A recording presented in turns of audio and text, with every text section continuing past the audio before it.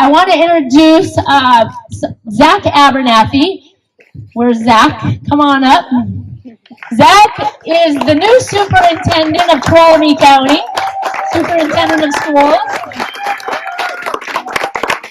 And during my run for superintendent of schools here in Santa Barbara, immediately after I put my name on the ballot, a lawsuit was filed against me by an individual in town who's a pot lobbyist. She didn't have kids in the school, so I didn't really believe that it was her filing this lawsuit against me. But nonetheless, I had to get an attorney, Mr. John Tyne III, who could not be with us tonight because he is doing another event.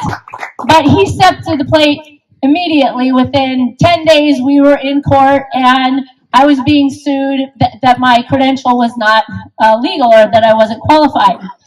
Interestingly enough, Zack Abernathy had the same credential that I had, and while I was in court, they brought Zack's story to the forefront and tried to use it against me, and they said, well, this guy didn't get his name, the county assessor didn't approve his name to be on the ballot, so that my county assessor shouldn't approve my name. Well, my county assessor did approve my name. He was also part of the lawsuit. They sued Joe Holland, and they sued me, stating that my credential was not valid. So John Tyne did an excellent job of supporting me in court. The judge ruled in our favor that my credential was valid and that the people should decide. And that was a Democratic judge, so that was actually pretty amazing.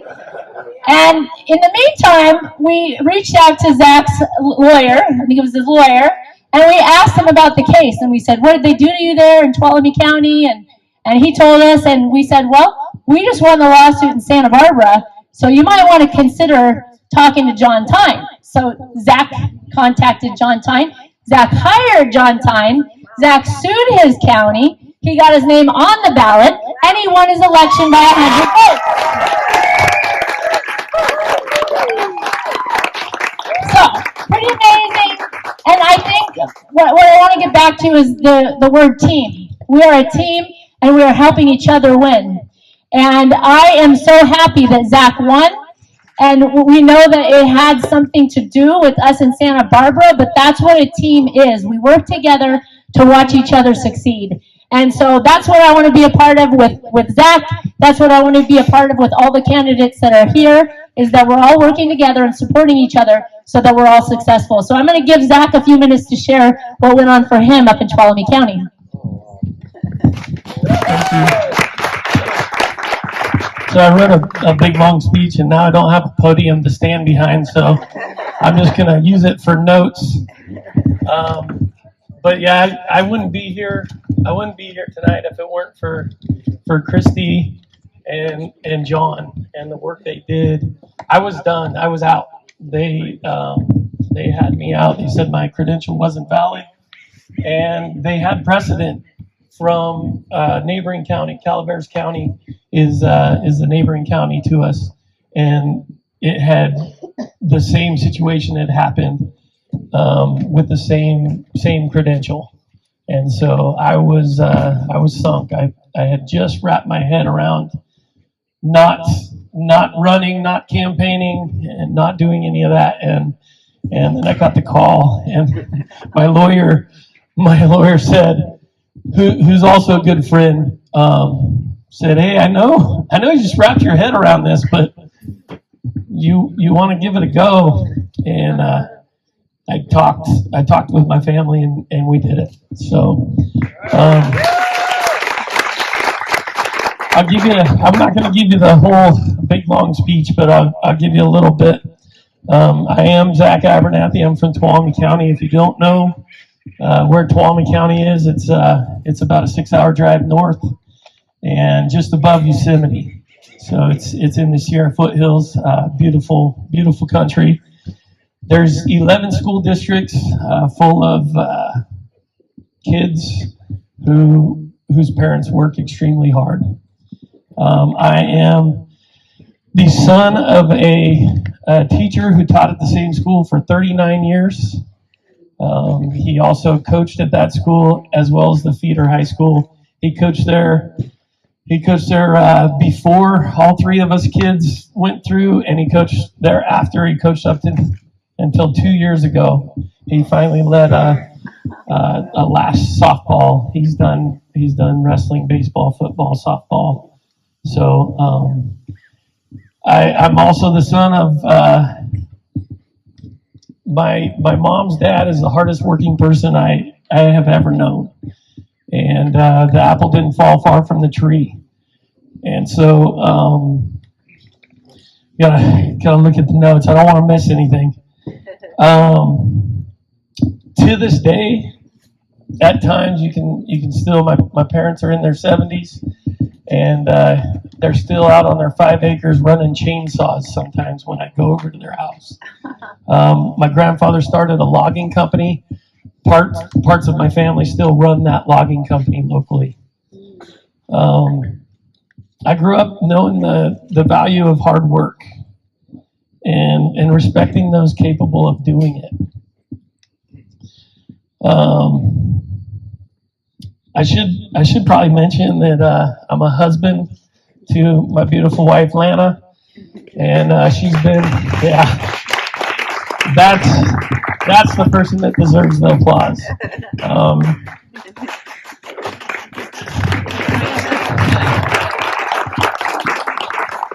Sorry, I got some bad news right before we started here, and so I'm gonna maybe struggle through a little bit of this. But best teammate I've ever had is my wife. She's been by my side the whole time. So I talked about my grandfather starting a logging company. You may notice as I hold the mic up here that I gave a couple fingers to the logging industry as well. And believe it or not, it's the best thing that's ever happened to me. I got a visual reminder every day of my life that when I start feeling sorry for myself, I got that reminder just to let me know, hey, you're very blessed with the things that you have. So all of you may not have the visual reminder, but every day I've got that. And so it's one of the best things that's ever happened to me. What else do I have on here?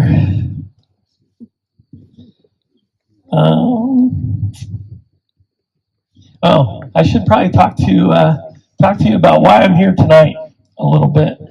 I came to you with a message of bravery. We need to be brave for our kids.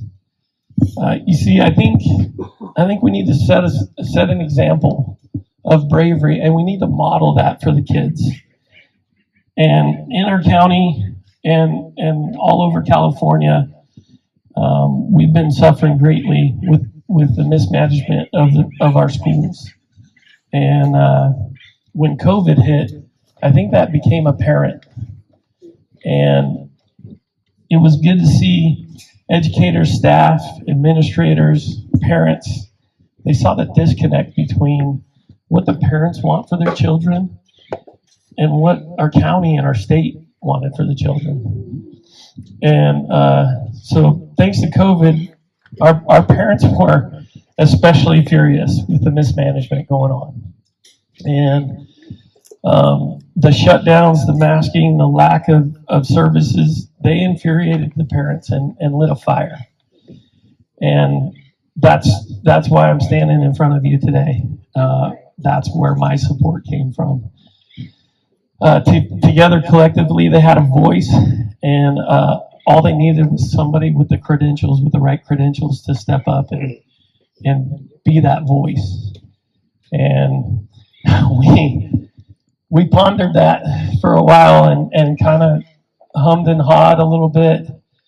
And I had that parent group, the community members, and they said, no, like this Friday is the deadline. You really need to make a decision here. And so we sat down and had a really serious conversation, and we talked about it, and with my wife's support and my family, we did it. And it was truly with friends, family, and God that I decided to go ahead and put my hat in the ring and see where we ended up. It was a process, of course. However, anything worth doing, is going to be tough, and you've got to go through it.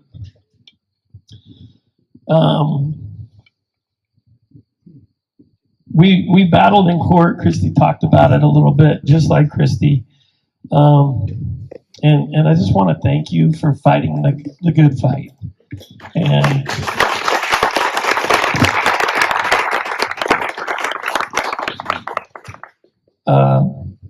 speaking of fighting the good fight, I also want to thank James Finkner.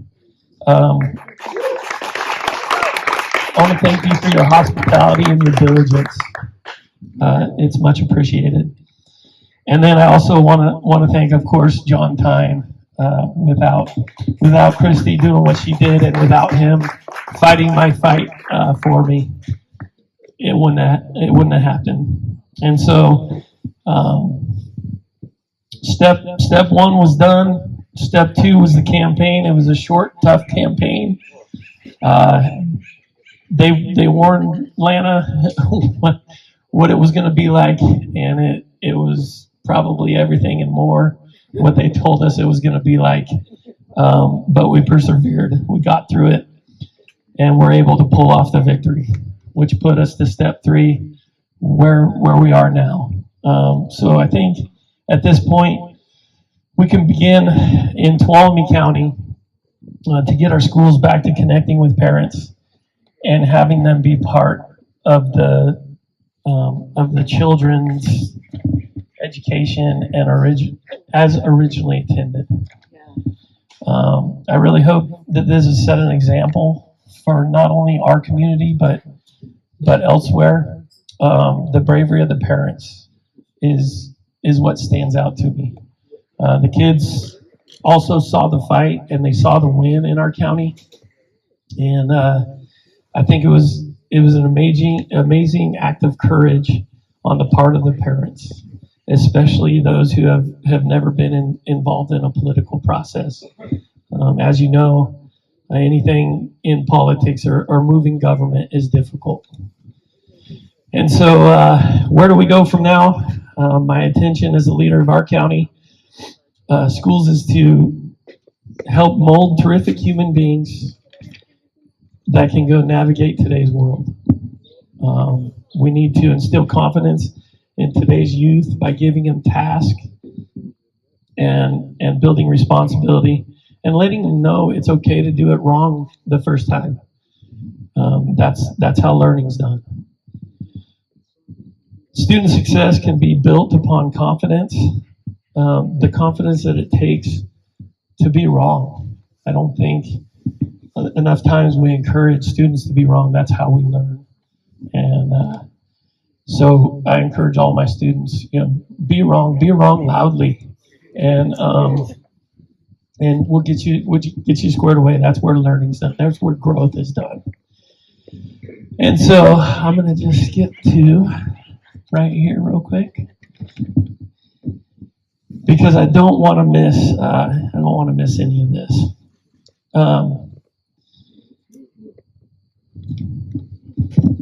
Back page. To the parents brave enough to stand and advocate for your children, I'm honored to stand by your side.